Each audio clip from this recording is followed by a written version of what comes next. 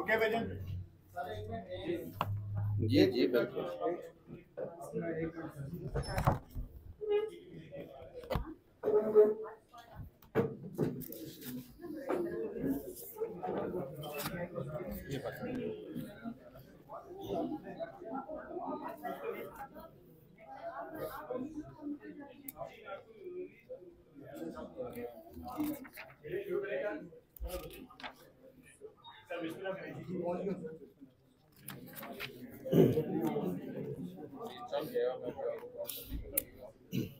शुरू करें जी। सब कितनी प्रेस कॉन्फ्रेंस है 26 की आई तरमीम को लेके जी आजम साहब ने बहुत कम की है, चौथी या पांचवी हार्डली। मैं तो बहुत पीछे रहा हूँ इस काम में। जी बिस्मिल्लाहिर्रहमानिर्रहीम। आप सब दोस्तों की आमद का बहुत बहुत शुक्रिया। जो बात आज सुबह मैंने आपसे की थी उसी के तसलसल में काबीना मीटिंग के बाद जो आज काबीना में फैसले हुए हैं उनकी बाबत हमने मुनासिब समझा कि आप लोगों के तवस्सुत से कौम को ये मालूम होना चाहिए कि 26वीं आईनी तरमीम आज पार्लियामेंट में पेश होने जा रही है। तो उसके नकात आप सबके ऑलरेडी सामने हैं। ये वही मुतफ़िका मुसव्वदा है जो 26 नकाती जो पार्लियामान की खसूसी कमेटी ने क्लियर किया था और जिस पे पॉलिटिकल कंसेंसस पहले करवाया गया। सबसे पहले हुकूमती इत्तेहादी जमातों पाकिस्तान मुस्लिम लीग नून, पाकिस्तान पीपल्स पार्टी, मुत्तहिदा कौमी मूवमेंट, उसके साथ साथ IPP इस्तेहकाम पाकिस्तान पार्टी, पाकिस्तान मुस्लिम लीग सालिक हुसैन साहब, इसी तरह अवामी नेशनल पार्टी एमल वली ख़ान साहब, मुस्लिम लीग ज़िया एजाजुल हक साहब, नेशनल पार्टी बुलीदी साहब और फुलैन साहब मालिक बलोच साहब की खसूसी हदायत पे, और जो हमारे दीगर, मेरे ख़्याल में अगर अता साहब मैं कोई नाम भूल रहा हूँ तो मेरी तस्दीक कर दीजिएगा। MQM का मैं नाम ले चुका हूँ। सबसे बड़ा हमारे जो हलीफ हैं बलूचिस्तान अवामी पार्टी, जनाब खालिद मक्सी साहब और जनाब मंसूर काकड़ साहब, ये सारे जो पार्लिमानी लीडरान हैं, इन्होंने आपकी नॉलेज में है कि मुख्तलिफ़ औकात में मीटिंग्स की। जो स्पीकर नेशनल असम्बली ने एक स्पेशल कमेटी बनाई थी जिसके मैंडेट में ये कॉन्स्टिट्यूशन के हवाले से इनके अमेंडमेंट्स को भी देखना था।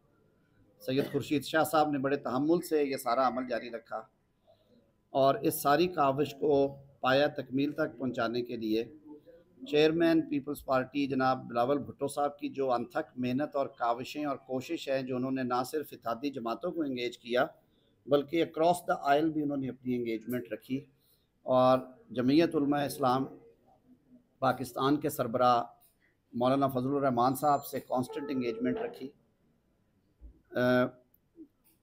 जो आइनी पैकेज का ब्रेक थ्रू मैं कहूँगा, वो हमारे इत्तेहादी जमातों ने जो एक लार्जर मुसव्वदा दिया था उसको निगोशिएट किया बिलावल भुट्टो जरदारी साहब ने कराची में, जो उनकी मीटिंग्स हुई जमीयत उलमा इस्लाम के कायद और उनकी लीगल टीम से।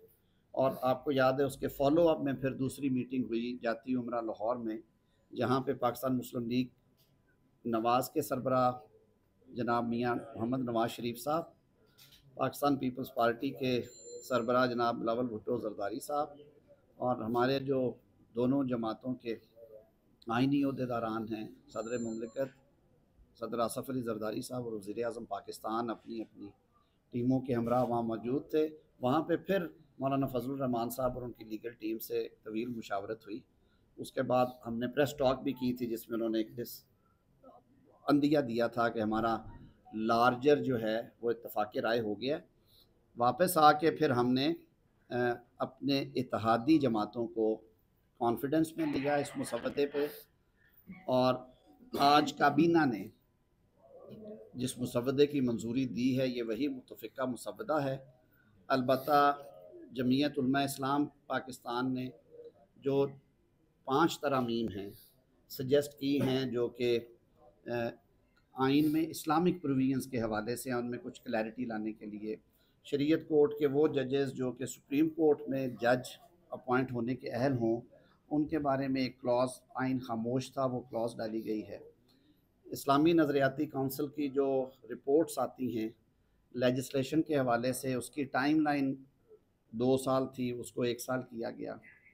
जो शरीयत कोर्ट की जजमेंट है रिबा के बारे में, वो ट्रांसलेट नहीं थी हो रही प्रिंसिपल ऑफ पॉलिसीज़ में, उसको वहाँ पे ट्रांसलेट किया गया। जो शरीयत कोर्ट की अपील सुप्रीम कोर्ट में जाती है, उसके मैनर में कुछ इबहम था, उसको दूर किया गया। तो वो अमेंडमेंट्स आज उन्होंने हमें इन्फॉर्म किया है, जो उनके लीगल टीम के सरबराह हैं सैनेटर कामरान मुर्तज़ा साहब ने, वही तरामीम इस ड्राफ्ट का हिस्सा थी जो कमेटी ने पास किया। तो वो तरामीम इंशाअल्लाह अज़ीज़ ये काबीना का और इत्तेहादी जमातों का फ़ैसला है कि वो तरामीम अगर JUIF आज जमा करा के फ्लोर ऑफ हाउस पे लाएगी तो हम उस पर वोट करेंगे। बाकी चीज़ें वही हैं जिसमें आइनी बेंचेस हैं सुप्रीम कोर्ट की सतह पे, और सूबों में भी आइनी बेंचेस का मैकेनिज़्म प्रोवाइड कर दिया गया है रेलेवेंट प्रोविजन दे के। उसको मशरूत किया गया है क्योंकि उसके लिए आपको लॉजिस्टिकल तैयारी की भी ज़रूरत है, और उसके लिए ज़रूरत भी देखनी है कि आया वहाँ पे लिटिगेशन या उस कैटेगरी के वो जो ओरिजिनल जुरिस्डिक्शन की हद तक वो महदूद होगी, एक्सरसाइज ऑफ ओरिजिनल जुरिस्डिक्शन, जिसमें 199 की 2 शिकें हैं, वो अगर कायम होती हैं तो उसको कायम करने से पहले उस सूबे की सूबाई असम्बली जो है वो टोटल मेंबरशिप की 51% के साथ रेजोल्यूशन पास करे तो वो नाफिजुल अमल हो जाएगी। ये तजवीज़ जो है पाकिस्तान पीपल्स पार्टी की तरफ से ख़ास तौर पे आई, और फिर हमने इस पर कंसेंसस डेवलप किया, और इसको उन्होंने कहा कि उस सूबे के मुंतखब असम्बली को आप ये चॉइस देंगे कि अगर वो उस हाई कोर्ट में, उस सूबे की हाई कोर्ट में कॉन्स्टिट्यूशनल बेंचेस का क़याम चाहते हैं। कॉन्स्टिट्यूशनल बेंचेस की जो तश्कील है, यानी कि जजेस की जो नॉमिनेशन है, उसका इख्तियार चीफ जस्टिस पाकिस्तान की सरबराही में जो जुडिशल कमीशन बनाया गया है उसके पास होगा। ये एक जुडिशल फंक्शन है क्योंकि जजेस की अपॉइंटमेंट और उनकी कंफर्मेशन जो है वो आइन के ताबे 18वीं तरमीम के बाद जुडिशल कमीशन ऑफ पाकिस्तान करता है। पहले सदर मुमलिकत करते थे वज़ीर आज़म और चीफ जस्टिस की एडवाइस पे, लेकिन हमने 18वीं तरमीम में से एक लार्जर कंसेंसस डेवलप करने के लिए तो जुडिशल कमीशन की जो नई हैयत और शक्ल है इस मुसवदे के मुताबिक, उसमें चीफ जस्टिस पाकिस्तान और 4 सीनियर मोस्ट जजेस सुप्रीम कोर्ट के हैं, 4 पार्लियामेंटेरियंस, 2 सेनेट से और 2 कौमी असम्बली से, एक अपोजिशन और ट्रेरी से, ये उसका हिस्सा होंगे। वज़ीर कानून और अटॉर्नी जनरल फॉर पाकिस्तान पहले भी उसका हिस्सा थे, अब भी रहे। मार्जिनलाइज कम्युनिटीज़ को, और जिनके लिए 184 और 199 और एक्सरसाइज होती हैं, और जिनके हवाले से एनफोर्समेंट ऑफ फंडामेंटल राइट्स के ज़्यादा इश्यूज हमें आते हैं हमेशा, अक़लियतें यानी कि गैर मुस्लिम जो हमारी बरादरी है पाकिस्तान में और ख़वातीन, ये स्पीकर कौमी असम्बली नॉमिनेट करेंगे गैर मुस्लिम या ख़ातून में से, पार्लियामेंट से बाहर से एक ऐसी शख्सियत को जो क्वालिफ़ाई करते हों कि वो मुंतखब हो सके एज ए टेक्नोक्रेट सेनेट के लिए। उसकी वजह ये थी कि हमारा ख्याल था कि उनकी इनपुट बेहतर होगी, उसके लिए रेलेवेंट फील्ड में 20 साल का तजर्बा है, वो अच्छी शोहरत के हामिल हों, और उनकी पब्लिकेशंस और बहुत सारी चीज़ें हैं। तो इस तरह से सिविल सोसाइटी को भी उसका हिस्सा बनाया गया है। ये और पाकिस्तान बार काउंसिल के नुमाइंदे पहले की तरह रहेंगे। सूबाई जो है जुडिशल कमीशन, उसकी शक्ल वही रहेगी, वो मर्ज हो जाता है। अगर फ़ोन साइलेंट पे कर ले, मैं आपका बहुत शुक्र अदा करूँगा। वो जो है वो उस सूबे के जब तैनातियाँ होंगी या उस सूबे से जजेस की जो परफॉर्मेंस एवेलुएशन है वो होगी, तो उसके लिए उस सूबे का जो कमीशन का हिस्सा है, हमेशा से वो बैठते हैं उस सूबे के चीफ जस्टिस, वहाँ के सीनियर प्यूनी जज, वहाँ की बार काउंसिल का नुमाइंदा, और सूबाई हुकूमत के जो वज़ीर कानून है वो इसका हिस्सा बदस्तूर रहेंगे। एक नई चीज़ जो शामिल की गई है वो परफॉर्मेंस एवेलुएशन है कि आवाम को ये बहुत ज़्यादा शिकायत है कि उनके 8-8 10-10 साल मुकदमे पड़े रहते हैं, सुनवाई नहीं होती और तारीखें डलती हैं, तारीख पे तारीख। जुडिशल कमीशन ऑफ पाकिस्तान को ये इख्तियार होगा कि वो रूल्स बना के एक स्टैंडर्ड फॉर्मेट दे पूरे मुल्क में। मैं आपसे फिर इस्तदा करूँगा, जो भाई भी हैं, बड़ी संजीदा गुफ्तगू कर रहा हूँ, अगर इस फ़ोन को या बाहर ले जाएं या प्लीज़ साइलेंट पे कर दें। सारे दोस्त कर रहे हैं, मेहरबानी करें। सर मैं माजरत चाहता हूँ।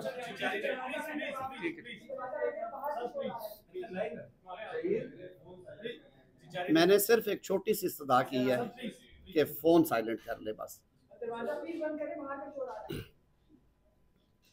Judicial commission of Pakistan, chief justice Pakistan की सरबराही में और सूबाई हाई कोर्ट्स के चीफ जस्टिस के साथ उनकी मुशावरत से परफॉर्मेंस एवेलुएशन जो है हाई कोर्ट के जजेस की टाइम टू टाइम वो इंट्रोड्यूस करवाया गया है कि ऐसे मोअज़्ज़ज़ जज साहिबान जो अपने हलफ के मुताबिक बहुत अच्छा काम करते हैं, उन्हें तो तरक्की की मनाजिल भी तय करनी चाहिए और हमें उन्हें अप्रिशिएट भी करना चाहिए। लेकिन अनफॉर्चुनेटली ये दुख के साथ बात कही जाती है कि माजी में ये बहुत ज़्यादा शिकायत आई है कि कन्फर्मेशन के बाद जो उनके काम की इस्तेदाद है या काम करने की लगन है उसमें कमी आ जाती है।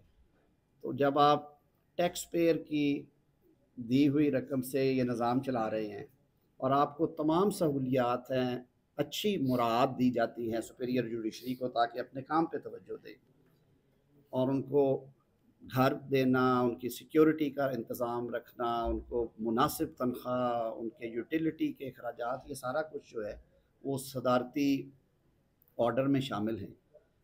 ऐसे जज साहबान जिनके बारे में कमीशन ये रिपोर्ट करे कि उनकी जो प्रोफेशनल इस्तात है, कॉम्पिटेंस है, वो अप टू मार्क नहीं है इनएफिशिएंसी के पॉइंट ऑफ व्यू से, वो केसेस वो फिर कमीशन रिकमेंड करेगा सुप्रीम जुडिशल काउंसिल में और सुप्रीम जुडिशल काउंसिल में वही उसकी पुरानी शक्ल रहेगी। चीफ जस्टिस, उनके साथ सुप्रीम कोर्ट के जजेस और 2 सीनियर मोस्ट चीफ जस्टिस होंगे।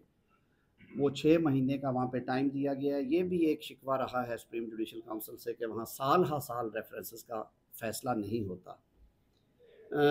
2-4 क्लॉजेज़ आपने देखी होंगी कुछ 18वीं तरमीम में काम करते हुए, कुछ चीज़ें कई दफ़ा ज़ाहिर है इंसानी आँख है, कुछ चीज़ें इग्नोर हो जाती हैं। वफाकी सतह पे और सूबाई सतह पे आइन इजाज़त देता है कि आप 5-5 एडवाइज़र्स जो टेक्निकल साइड से हों वो अपॉइंट कर सकते हैं काबीना की असिस्टेंस के लिए और वज़ीर आज़म की असिस्टेंस के लिए।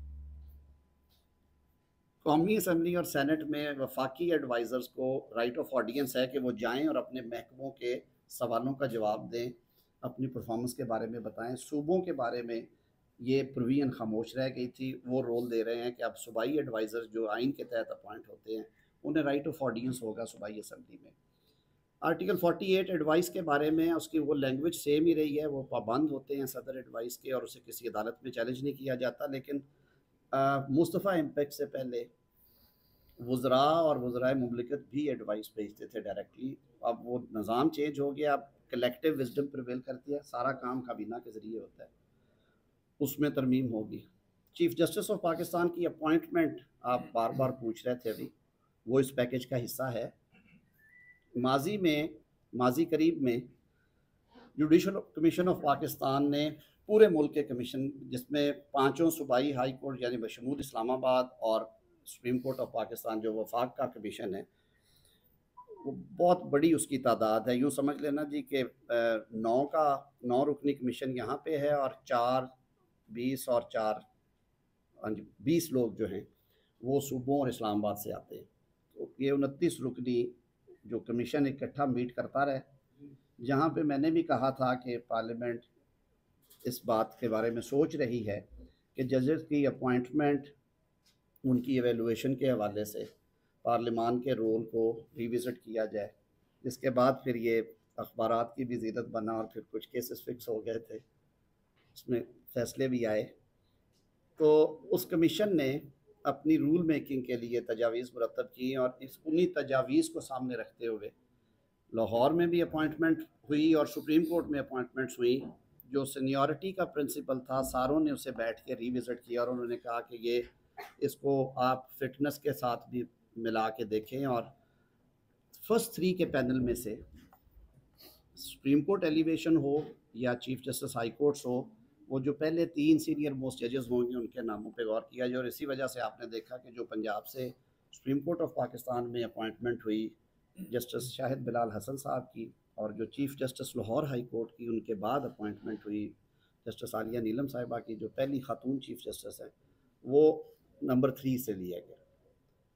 तो वही जो असूल है सुप्रीम कोर्ट ऑफ पाकिस्तान के लिए इसमें बिल में सजेस्ट किया गया है, लेकिन ये इख्तियार वज़ीर आज़म इस्तेमाल नहीं करेंगे। उन्होंने अपना ये इख्तियार तफवीज़ किया है पार्लियामान को। तो जिस तरह बाकी सिलेक्शन के लिए पार्लियामान में लार्जर कमेटीज़ हैं, इसको अपोजिशन और हुकूमत का तवाज़न देने के लिए 12 रुकनी कमेटी कायम की गई है। 8 MNAs और 4 सेनेटर्स की ये कमेटी होगी और ये हुकूमत और अपोजिशन में प्रोपोर्शनल रिप्रेजेंटेशन पे जाएगी। और ये कमेटी 2/3 अक्सरियत के साथ वज़ीर आज़म को नाम फाइनल करके भेजेगी, जिसका तकर्रर किया जाएगा चीफ जस्टिस ऑफ पाकिस्तान के लिए। मेरे ख्याल में हमने इस पर बहुत मेहनत की है। बार लीडरशिप से भी बात हुई, सिविल सोसाइटी में भी जहाँ पे कुछ लोग इंटरेस्ट रखते हैं उनसे भी पूछा गया। हम तमाम जमातों से बहुत ज़्यादा इस पर मुशावरत हुई और हमारा ये ख़्याल है कि इससे अपॉइंटमेंट के प्रोसेस में और ज़्यादा शफाफियत आएगी। चीफ जस्टिस पाकिस्तान का टेन्योर जो है वो 3 साल मुकर्रर किया गया है। माजी में हमने बड़े तल्ख़ तजुर्बात देखे, जो लंबे टेन्योर थे उनमें क्या हुआ। हम ये भी देखते रहे हैं कि किस तरह से सुओ मोटो और 184 का इस्तेमाल हुआ। आज की सुप्रीम कोर्ट में जो फोर्सीबल फ्यूचर है उसमें सैयद मंसूर अली शाह साहब का 3 साल से कुछ दिन ज़्यादा हैं। अदरवाइज़ कोई ऐसा मेजर इफ़ेक्ट नहीं आ रहा, लेकिन लॉज बनते हैं हमेशा पॉस्टेरिटी के लिए। तो इस चीज़ को सामने रखते हुए उस टेन्योर को 3 साल पे या retirement age what ever comes first उसके साथ मशरूत किया गया है कि आप अगर 65 साल उम्र पूरी कर जाते हैं तो 1.5 साल बाद भी 1.25 साल बाद भी रिटायर ही होंगे। लेकिन अगर आप 65 साल से पहले 3 साल आपके मुकम्मल हो जाते हैं तो रिमेनिंग टेन्योर के लिए फिर आप उसको रिटायरमेंट तसव्वुर होगी। तो ये कॉपीज़ आप सारों के पास हैं। मैंने एक्सप्लेन इसलिए किया, कोशिश की है आसान ज़ुबान में कि आपके तवज्जुह से पूरी कौम की नज़रें हैं पार्लियामान की तरफ। हमने इसीलिए पिछले कम अज़ कम 6 हफ़्तों में बहुत बारीक बीनी के साथ इस काम के तवज्जो के साथ किया है। और आज काबीना में भी वज़ीर आज़म पाकिस्तान ने ख़ास तौर पे अपनी इत्तेहादी जमातों का शुक्रिया अदा करते हुए सराहा है चेयरमैन पाकिस्तान पीपल्स पार्टी बिलावल भुट्टो जरदारी साहब को कि जिस कदर उन्होंने इसमें मेहनत की है इसको कंसेंसस डॉक्यूमेंट बनाने के लिए। मौलाना फजलुर रहमान साहब का शुक्रिया अदा किया जिन्होंने कहा कि मुझे इस बिल से इत्तफ़ाक़ है और हम आज तवक्को रखते हैं इंशाअल्लाह उल अज़ीज़ कि वो आके इस बिल को सपोर्ट करेंगे और उनकी जो प्रोविजंस आएंगी हुकूमती इत्तेहाद उन्हें सपोर्ट करेगा इंशाअल्लाह उल अज़ीज़। और अच्छी खबर है कौम के लिए, एक बड़ा बैलेंस्ड वक्त की ज़रूरत है। इसके साथ साथ मैं कहता चलूँ कि हमने पिछले 6 माह में बहुत मेहनत के साथ और बड़ी लार्जर मुशावरत के साथ फ़ौजदारी कवानीन में बहुत मेजर तब्दीलियाँ जो हैं वो सजेस्ट की हैं। इसी सेशन के दौरान जो कि अगले 2 हफ्ते जारी रहने का इम्कान है कौमी असम्बली और सैनेट का, वो तरामीम का पैकेज जो तकरीबन 100 के करीब तरामीम होंगी, जिनमें ट्रायल्स में जो डिलेज़ हैं उन्हें ख़त्म करने की, जो FIRs के मामलात हैं उन्हें बेहतर करने की, जो ज़मानतों के हैं, डिस्चार्ज किया हैं, एक्सपर्ट्स की रिपोर्ट्स हैं, जो जहाँ पे चीज़ें 150 साल से रुकी पड़ी थी उनको बेहतर करने के लिए, ताकि जो जेलें हमारी अंडर ट्रायल प्रिजनर से भरी पड़ी हैं, जो मुद्दइयों को इंसाफ नहीं मिलता, उसको बेहतर बनाने के लिए हमने कोशिश की है। वो मुसव्वदा इंशाल्लाह आने वाले दिनों में आपसे शेयर करेंगे। और मुख्तसर मैं दो बातें मैं सिर्फ कोशिश करना चाहूँगा। आज पार्लियामान की बालादस्ती के लिए देखिए, हमारा जो 1973 का आइन है वो एक पार्लियामेंट्री डेमोक्रेसी उसको इन्विजिट करता है और उसमें पार्लियामान की बालादस्ती के हवाले से आइन बिल्कुल वाज़ेह है। तो मैं समझता हूँ कि आज एक तारीखी दिन है पाकिस्तानी अवाम के लिए, पाकिस्तान की स्टेट के लिए, कि जो पार्लियामेंट्री सॉवरेंटी आइन के अंदर इन्विजिट की गई थी उसकी तरफ ये बहुत बड़ा कदम है। और ना सिर्फ इंसाफ की जो फरहमी और इंसाफ का सस्ता और इंसाफ का फौरी जो एक फरामी है अवाम के लिए, उसको आसान बनाने के लिए जो चार्टर ऑफ डेमोक्रेसी के अंदर ओरिजिनली इसको इन्विजिज किया गया था, जब मोहतरमा बेनज़ीर भुट्टो साहिबा शहीद और नवाज शरीफ साहब के दरमियान वो साइन हुआ, तो मैं समझता हूँ आज वज़ीर आज़म ने, शहबाज शरीफ साहब ने जब काबीना में बात की और पाकिस्तानी कौम के लिए एक, ये मैं समझता हूँ संगे मील की हैसियत रखता है, काबीना ने इसको मंजूर किया और उन्होंने आज वज़ीर कानून आज़म नज़ीर तारड़ साहब की काविशों को सराहा कि पिछले 2.5-3 माह के दौरान जो इस पे एफर्ट हुई, और देखिए कोई काम उजलत में नहीं हुआ, कोई काम जल्दबाजी में नहीं हुआ, एक एक शिक के ऊपर, आपको याद है पिछली दफा भी जब इजलास बुलाया गया था, सैर हासिल गुफ्तगू हुई। और देखिए जमहूरी प्रोसेस इसी का नाम है, जमहूरी सोच इसी का नाम है कि आप तमाम जो पॉलिटिकल पार्टीज हैं उनसे मशावरत भी करते हैं, हर शिक के ऊपर गुफ्तगू भी करते हैं, किसी सियासी जमात को इस प्रोसेस से बाहर नहीं रखा गया। और मेरा ख्याल है इतनी तवील मुशावरत, आईनी तरमीम का ये तकाजा था कि इसके ऊपर इतनी तवील और इतनी सूदमंद जो मुशावरत है वो की जाए, और वो आपने देखा कि आना जाना लगा रहा। और ये सियासी जो माशरे होते हैं उसमें ये जमहूरियत का हुस्न होता है, कोई आ रहा है कोई जा रहा है, मुलाकातें हो रही हैं, और तमाम पॉलिटिकल पार्टीज के दरमियान ये मुलाकातें हो रही हैं। तो मैं समझता हूँ कि काबीना ने जो आज अभी इसकी मंजूरी दी है, उसमें जिस तरह आज़म साहब ने कहा कि वज़ीर आज़म शहबाज शरीफ साहब ने तमाम इत्तेहादी जमातों का शुक्रिया भी अदा किया, काबीना के मेंबरान की काविशों को सराहा, और बिलावल भुट्टो जरदारी साहब का खुसूसी तौर पे कि उन्होंने जिस तरीके से इसमें अपना किरदार अदा किया है, मैं समझता हूँ कि उनको वज़ीर दाखिला राना सनाउल्लाह साहब का, इसके साथ साथ नायब वज़ीर आज़म इसहाक डार साहब, इस पूरे प्रोसेस में उन्होंने बड़ी काविश की, नवीद कमर साहब, शेरी रहमान साहिबा, जो दीगर सियासी जोमा हैं, उन्होंने आसिफ अली जरदारी साहब का। तो मैं समझता हूँ कि ये आज पार्लियामान की तारीख का भी एक बहुत अहम दिन है, और जो हमने वादे किए थे ना सिर्फ अपने मंशूर में बल्कि चार्टर ऑफ डेमोक्रेसी में, तो मैं समझता हूँ कि जुडिशियल अपॉइंटमेंट्स का प्रोसेस, जो एक अकाउंटेबिलिटी का प्रोसेस है, उसको मजीद शफाफ बनाने के लिए, और जो इसके अंदर कमेटी के अंदर सिविल सोसाइटी से एक खातून या माइनॉरिटी मेंबर की जो इंक्लूजन है वो बड़ा संगे मील है, क्योंकि खवातीन की जो स्पेशली लॉयर्स थी उनकी तरफ से भी ये बात आ रही थी। तो ना सिर्फ विमेन इन लॉ के हवाले से बल्कि जो सिविल सोसाइटी के तहफ़्फ़ुज़ात थे उसको भी इसमें दूर किया गया है, क्लाइमेट चेंज के हवाले से जो बहुत बड़ा चैलेंज है हमारे लिए। तो ये पाकिस्तानी अवाम का हक है कि हम सिर्फ 1% से भी कम कार्बन एमिशन में कंट्रीब्यूट करते हैं, बट जब क्लाइमेट चेंज से हम अफेक्ट होते हैं तो बहुत बुरी तरह उसका इफेक्ट पाकिस्तान के अंदर आता है।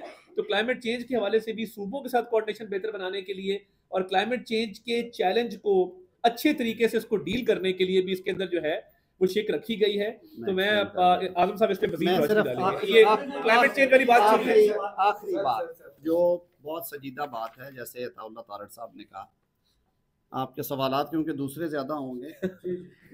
आर्टिकल 9 राइट टू लाइफ है, और राइट टू लाइफ को हमारी कोर्ट्स ने इंटरप्रेट किया है, और उसके लिए उन्होंने बहुत सारी उसकी जहतें निकाली है। ये पहली मर्तबा वर्ल्ड ओवर ये एक्नॉलेजमेंट है, और UN ने अपने करारदादें पास की हैं कि क्लीन एनवायरनमेंट जो है वो बुनियादी हक होना चाहिए हर शख्स का। हमारे पास आज वक्त है, हम आखिरी नस्ल हैं जो प्लेनेट को तबाही से बचा सकते हैं। अगर हमने कुछ ना किया तो इस तबाही को कोई नहीं रोक सकता, और ये कुदरत का निज़ाम है और ये अटल फैसला है।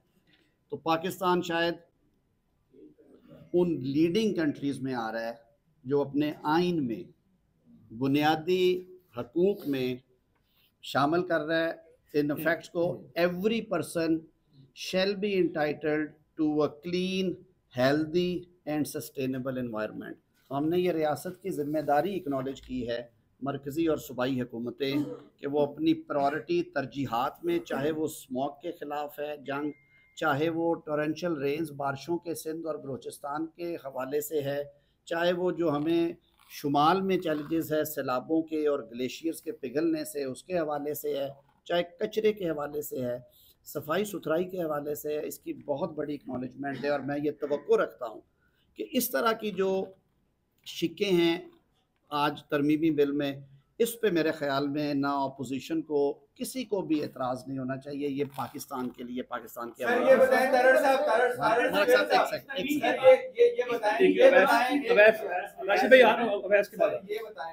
कि एक बहुत से सवाल जो है वो उठ रहे हैं। एक जो चीज़ वादे करते हैं कि फौजी दादू से मुतालिक जो है उससे बता दीजिए कुछ अमेंडमेंट हो नहीं है, और क्या तमाम ही को जो सिविल केसेस हैं उस पर मुंतकिल होंगे, और सेकेंडली ये बताएं कि सेनेट में आप पेश करेंगे और कौमी असेंबली में कौन पेश करेगा, इसका भी फैसला होगा सर? देखिए, जो तय किया चेयरमैन बिलावल भुट्टो साहब ने, वो ये था कि जो मुतफ़िका ड्राफ्ट है वो पेश किया जाएगा, और आज उन्होंने ये इजाज़त दी कि जो उसमें जमीयत उलमा इस्लाम की तरफ से जो तजावीज़ हैं मनो-अन उसी सूरत में वो पेश करेंगे, और जो तयशुदा ड्राफ्ट है उसकी रिमेनिंग जो है ड्राफ्ट सेनेट में वो हुकूमत पेश करेगी। कौमी असम्बली में ये बिलावल भुट्टो ज़रदारी साहब जब ये बिल पास होता है तो वो इसको थ्रू करवाएंगे इंशाअल्लाह अज़ीज़, और ये आपको नज़र आएगा कि सारी जमातों का कंसेंसस यहाँ पे नज़र आएगा। राशिद भाई सुना यार, राशिद भाई उसके बाद मैं इधर आता हूँ, सुनाना सा फिर आपके पास आता हूँ। ठीक है, नहीं, आप देखें, ये बड़ा ऑफेंसिव आपने सवाल किया है। ये मेरे ख्याल में प्रोफेशनली भी बड़ा बहुत ही मैं कहता हूँ लाइन से आगे जाने वाली है। 12 रुकनी कमेटी जिसमें अपोजिशन भी है, हुकूमत भी है, 2/3 के साथ नए चीफ जस्टिस का फर्स्ट सीनियर मोस्ट जो 3 जजेस हैं उनमें से करेगा। मेरे ख्याल में इससे ज़्यादा नेक नीति, इससे ज़्यादा शफाफियत, इससे ज़्यादा क्लैरिटी नहीं है। अगर ये सारे मिल के कर देते हैं फैसला तो मेरे ख्याल में उस पर एतराज़ नहीं होना चाहिए। और आपका बेंच का जो तश्कील मैंने एक्सप्लेन किया है वो हुकूमतें नहीं करेंगी, वो चीफ जस्टिस पाकिस्तान की सरबराही में जो जुडिशल कमीशन ऑफ पाकिस्तान है उसकी नॉमिनेशन सुप्रीम कोर्ट के लिए और हाई कोर्ट्स के लिए, अगर हाई कोर्ट्स में किसी स्टेज पे बनते हैं वो ही करेंगे। जी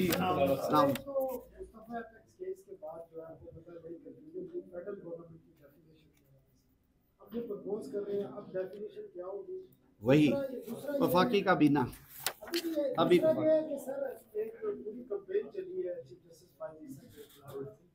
अब ये जो तरमीम पास हो जाती है, आज हो जाती है, साहब का स्टेटस क्या होगा? क्योंकि ये भी अभी भी ये मैं अर्ज कर देता फाइज ईसा नहीं सर, उसकी भी उम्र क्योंकि 65 साल है। आईनी बेंच सुप्रीम कोर्ट के अंदर से बनेगा जो एग्जिस्टिंग जजेस हैं, और उसकी रिटायरिंग एज भी 65 साल है। मैं 5 दफ़ा ये ऑन रिकॉर्ड कह चुका हूँ, और ये बात मैं हल्फन कह रहा हूँ कि मुझे चीफ जस्टिस पाकिस्तान ने पिछले 6 माह में 3 मुख्तलिफ मीटिंग्स में बारहा कहा कि अगर आप कोई ऐसी तरमीम लाना चाहते हैं जिससे उम्र की हद में इजाफा होगा, मैं उसका हिस्सा नहीं हूँ। औरंगजेब पास ये आखिरी सवाल है।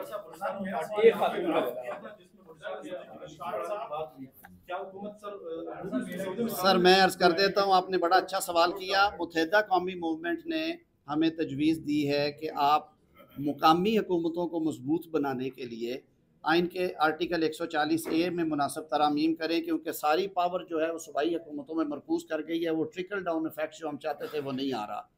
हमने उनसे ये तय किया हुआ है कि हम वो तरमीम भी कंसेंसस से थ्रू करवाएंगे, लेकिन इस पैकेज का वो हिस्सा नहीं है। कुछ जमातों को उस पर एतराज़ है। सर एक सेकेंड, इसी तरह बलूचिस्तान अवामी पार्टी और नेशनल पार्टी ने हमें तजवीज़ दी कि बलूचिस्तान की सूबाई असम्बली की नशिस्तें हैं उनमें इजाफा किया जाए।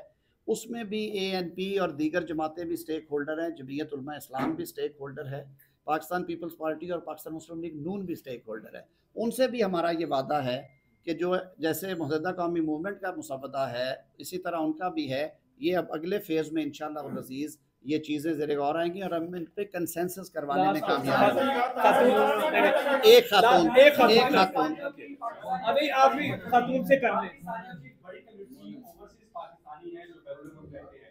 पीटीआई की बहुत बड़ी डिमांड है कि उनको राइट ऑफ वोट होना चाहिए, उनको यहाँ पर इलेक्शन की इजाजत होनी चाहिए।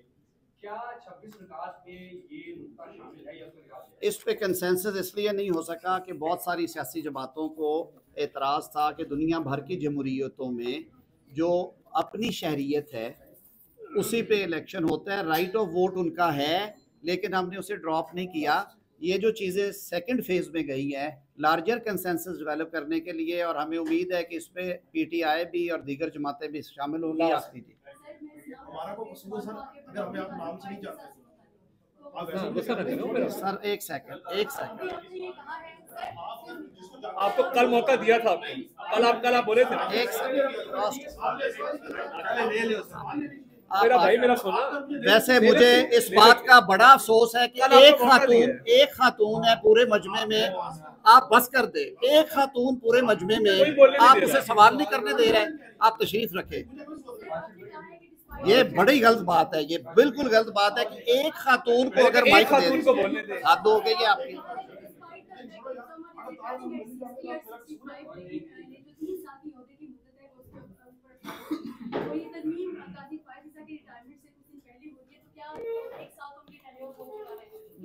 नहीं, मैंने बड़ी वजाहत से अर्ज की है, मैं समझाने में शायद नाकाम रहा हूँ।